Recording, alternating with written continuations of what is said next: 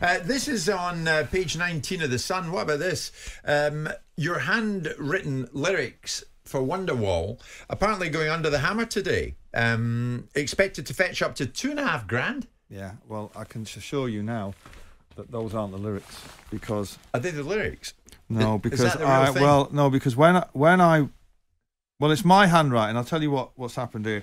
When no one had heard the songs when we went to do Morning Glory, so it's one of the great regrets of my life. We didn't know what Oasis was about to become, and I threw all those lyrics in the bin. I just didn't think anything of them when they were all finished. They are ones that were written out it would have been for some tour afterwards or something like that. They're not the original lyrics because they've gone in the bin. Because the original lyrics, you would think, would go for a hell of a lot more than £2,500. I'd be pretty upset if it was a couple of grand.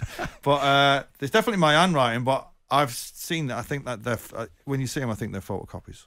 Okay. There's a lot of stuff that you see knocking around on the internet that it's terrible when you meet people and they say, "Oh, I bought this on the thing," and you say, I'm sorry, but that's not the real one. And like, well, hang on a minute, the guy in the pub said it was, But no, setting an argument in here. Wonderwall, who is it about? Well, I heard you going on about this in the thing when I wrote it, and then we did the cover and it came out. There's a girl on the front of the cover who used to work in creation offices. Oh God, I can't remember her name now. Anyway, she was like long blonde hair. She looked like my then wife Meg Matthews, and then when doing the interviews for the thing, and they said, "Oh, is this just about your wife?" And how do you say no? So I was like, "Yes, it is." But it's not about anyone in particular. It's about just a generic kind of, which is why it's so popular, I guess. It's a generic kind of.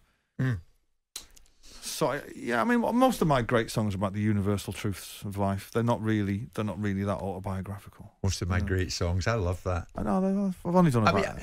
Are you rightly really proud of what you've written? Oh God, there's not a day goes by where I don't hear it on the radio or get asked about. It's like young lads, young lads who were babies when we split up. Will come up to you and they're into it so much. Do you know what I mean? And it's like changed their lives. They got it from their older brother and all that kind of thing.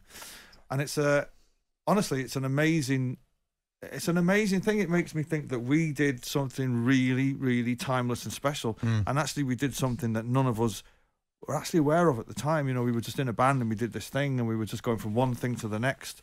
And since we broke up, you have a lot of time to take a step back and and when I do my own gigs, they're great.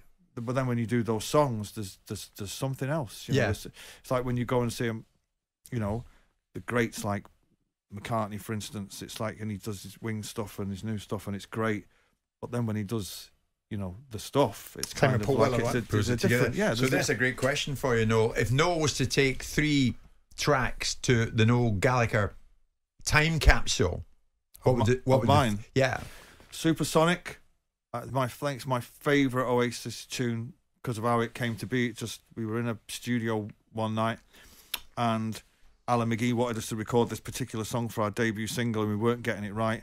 And somebody said, just go write a new one. And I went in the back and I wrote it in about half an hour. We recorded it in one night and it was a timeless little piece of magic. And then Don't Look Back in Anger for what it's become. When I wrote that song one night in Paris, if I'd have known what it would become, I'd never have finished it. Because how could you even write a song that 30 years later has turned into some kind of hymn, And then I would always go for a new one. There's a song on my new album called Dead to the World, which is pretty personal, which I love. But yeah, I mean, I've written so many great songs. It's hard to choose. You have.